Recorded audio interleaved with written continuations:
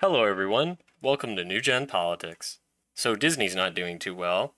In an article by the Daily Mail, woke Disney loses $900 million in recent box office flops as liberal agenda being pushed in movies like Lightyear and The Little Mermaid turn off moviegoers. Disney's last 8 releases have underperformed compared to expectations.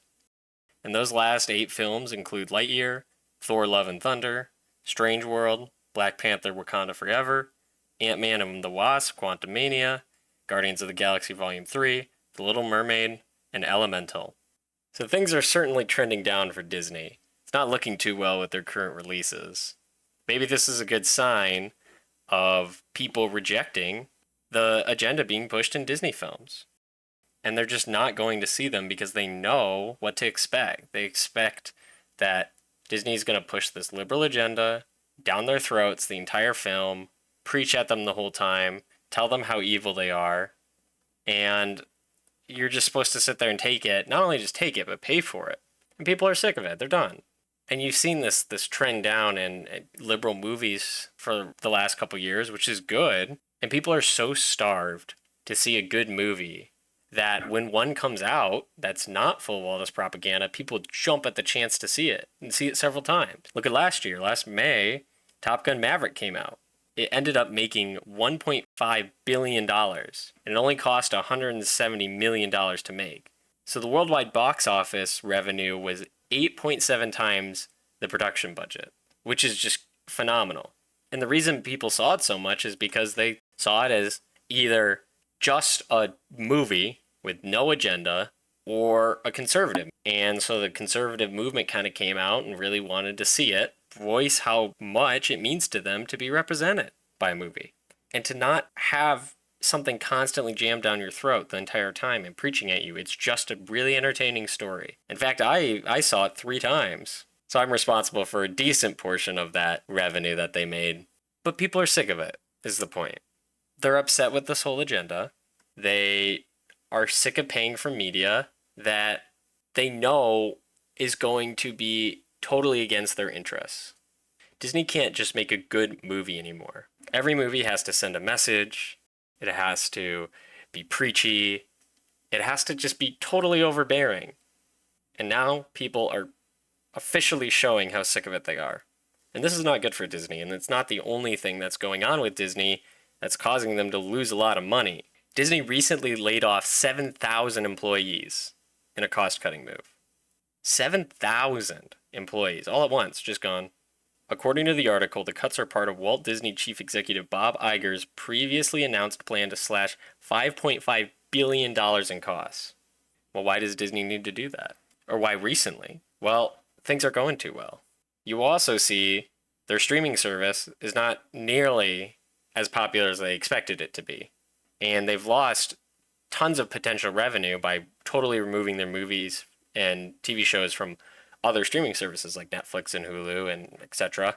And people are not just paying for Disney Plus anymore. Not in the numbers they were expecting. And the final nail in the coffin that's putting Disney in their place is Ron DeSantis and the Florida government removing Disney's autonomous status. And that's going to force them to pay millions more in taxes every year.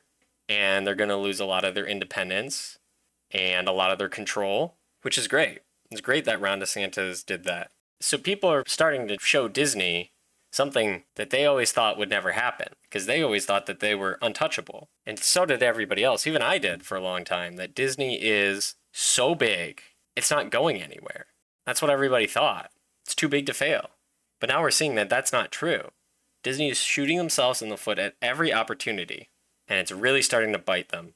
That death by 1,000 cuts is really adding up now, which is great, because they need to pull back on this agenda, this culture war that they're really funding and propagating themselves.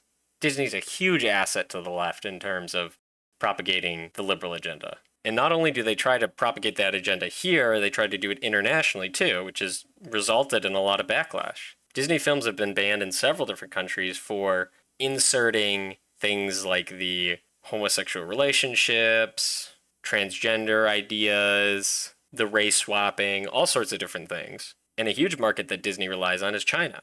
And the people of China are getting more and more sick of these films that Disney's producing. Look, the Chinese are racist. I doubt this is a shock to anybody, and if it is, I'm sorry you had to find out this way. But for everybody else, we know woke movies don't sell well in China. And there's such a weird relationship going on there with Disney and China.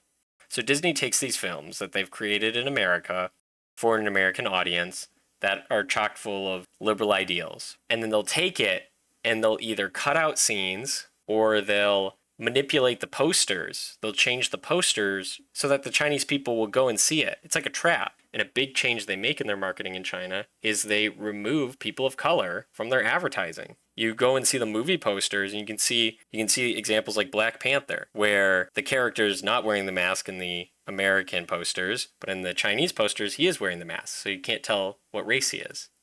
You see in Star Wars The Force Awakens, where they remove Finn, the black stormtrooper, from the posters in the Chinese release. And the most recent example is The Little Mermaid, where they've taken a blue tint and put it over the entire poster, so it's harder to tell which race the main actress is. This is disgusting by Disney, because they're disingenuous. And of course we know this. They're an evil conglomerate corporation. The fact that they push this stuff in America so hard, and then they lie about it in China to try and trap the Chinese into watching their films, basically. And you know they say never interrupt your enemy when they're making a mistake, but I feel a little bad for the people who support all these things that they think Disney actually cares about, because they're getting taken advantage of for their money. The whole LGBTQ community gets taken advantage of by Disney because Disney puts in the 1 or 2 second lesbian kiss in the movie that they can then cut out in the Chinese release. And so I'm glad to see all these things coming together to really hurt Disney, really put them in their place and show them that they're not the government.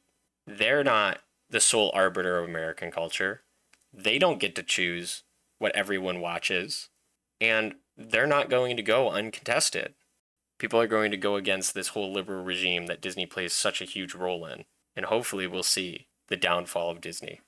And now that you've heard what I think, please let me know what you think down in the comments below. And don't forget to like, subscribe, and share.